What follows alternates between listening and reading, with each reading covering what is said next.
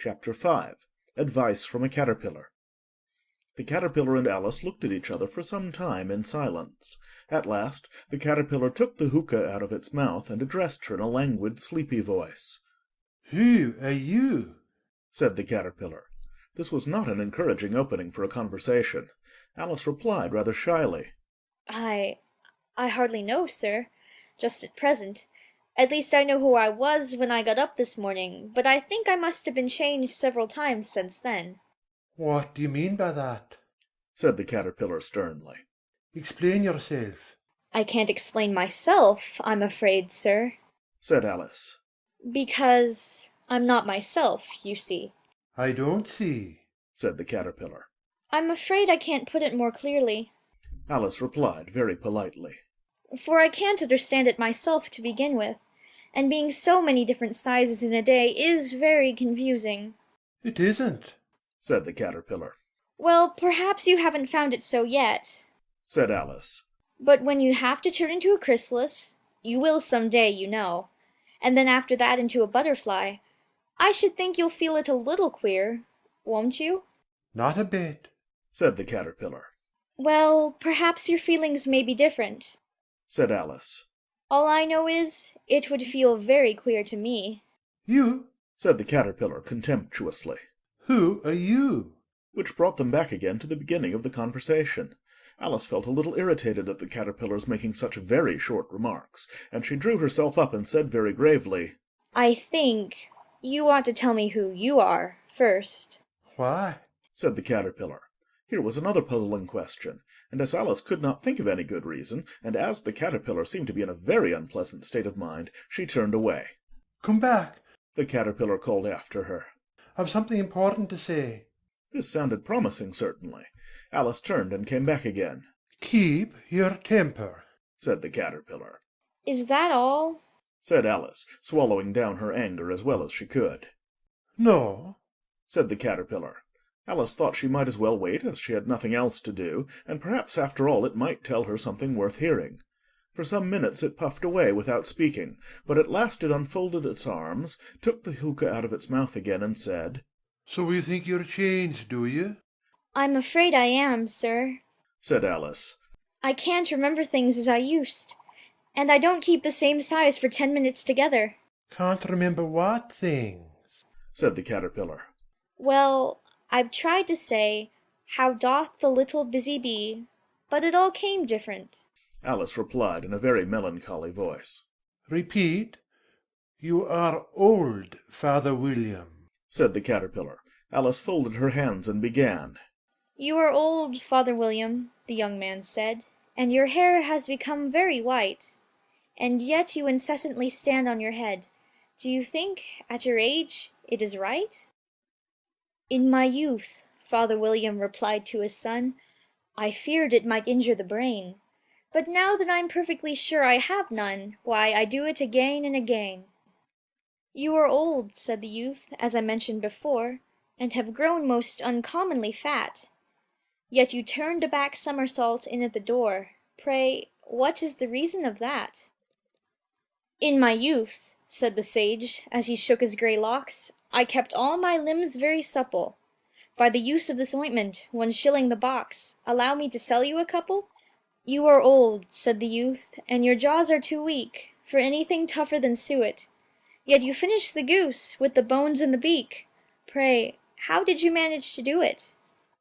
"In my youth," said his father, "I took to the law, and argued each case with my wife, and the muscular strength which it gave to my jaw has lasted the rest of my life." "You are old," said the youth. "One would hardly suppose that your eye was as steady as ever. Yet you balanced an eel on the end of your nose. What made you so awfully clever?" "I have answered 3 questions, and that is enough," said his father. "Don't give yourself airs. Do you think I can listen all day to such stuff? Be off, or I'll kick you downstairs." "That is not said right," said the Caterpillar. "Not quite right, I'm afraid," said Alice timidly. "Some of the words have got altered." "It's wrong from beginning to end," said the Caterpillar decidedly, and there was silence for some minutes. The Caterpillar was the first to speak. "What size do you want to be?" it asked. Oh, I'm not particular as to size. Alice hastily replied. Only one doesn't like changing so often, you know. I don't know, Said the caterpillar. Alice said nothing.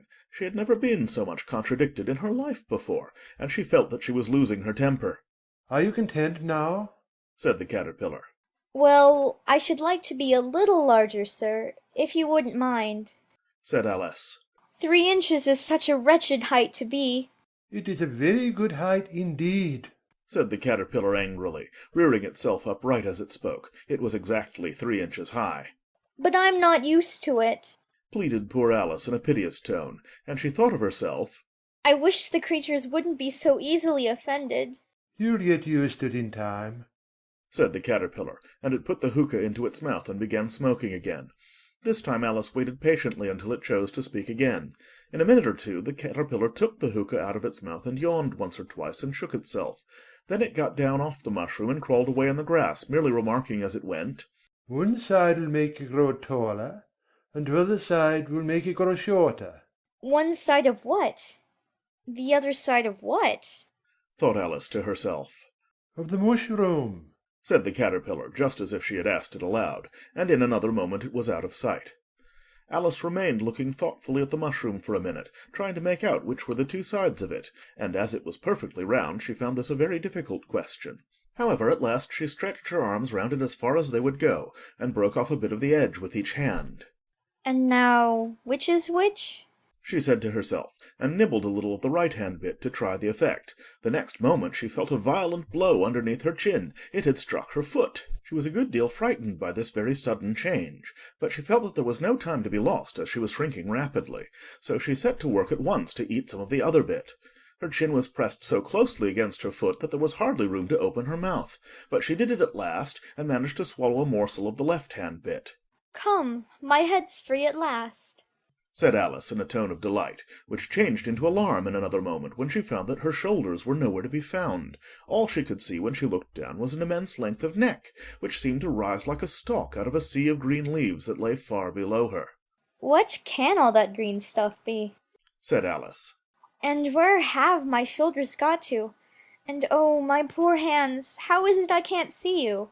She was moving them about as she spoke, but no result seemed to follow except a little shaking among the distant green leaves.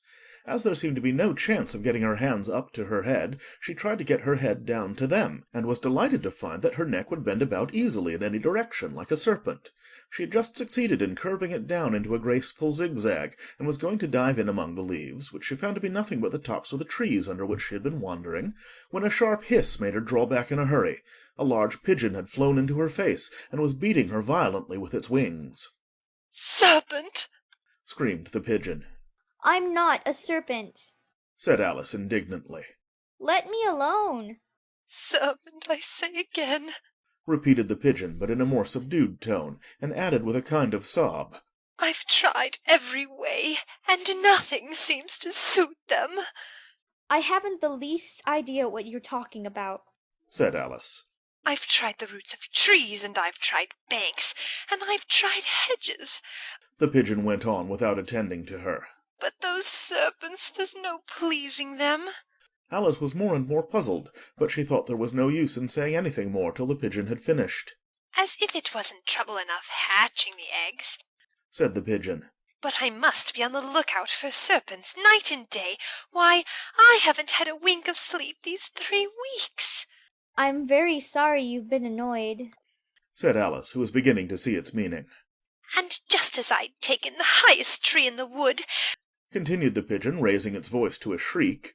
and just as I was thinking I should be free of them at last, they must needs come wriggling down from the sky. Oh, serpent!" But I'm not a serpent, I tell you. Said Alice. I'm a... "Well, what are you?" Said the pigeon. "I can see you're trying to invent something." I'm a little girl. Said Alice, rather doubtfully, as she remembered the number of changes she had gone through that day. "A likely story indeed." Said the pigeon in a tone of the deepest contempt. I've seen a good many little girls in my time, but never one with such a neck as that. No, no, you're a serpent, and there's no use denying it.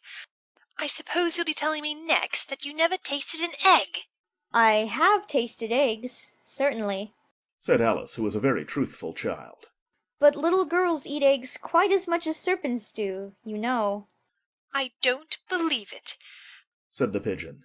But if they do, why, then they're a kind of serpent, that's all I can say." This was such a new idea to Alice that she was quite silent for a minute or two, which gave the pigeon the opportunity of adding, "You're looking for eggs, I know that well enough. And what does it matter to me whether you're a little girl or a serpent?" It matters a good deal to me. said Alice hastily. But I'm not looking for eggs, as it happens, and if I was, I shouldn't want yours. I don't like them raw. "Well, be off then," said the pigeon in a sulky tone, as it settled down again into its nest. Alice crouched down among the trees as well as she could, for her neck kept getting entangled among the branches, and every now and then she had to stop and untwist it. After a while she remembered that she still held the pieces of mushroom in her hands, and she set to work very carefully, nibbling first at one and then at the other, and growing sometimes taller and sometimes shorter, until she had succeeded in bringing herself down to her usual height. It was so long since she had been anything near the right size that it felt quite strange at first, but she got used to it in a few minutes and began talking to herself as usual. Come, there's half my plan done now. How puzzling all these changes are! I'm never sure what I'm going to be from one minute to another. However, I've got back to my right size. The next thing is to get into that beautiful garden. How is that to be done, I wonder? As she said this, she came suddenly upon an open place with a little house in it about 4 feet high.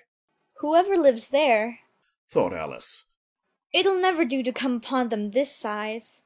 Why, I should frighten them out of their wits. So she began nibbling at the right-hand bit again, and did not venture to go near the house till she had brought herself down to 9 inches high. End of chapter 5.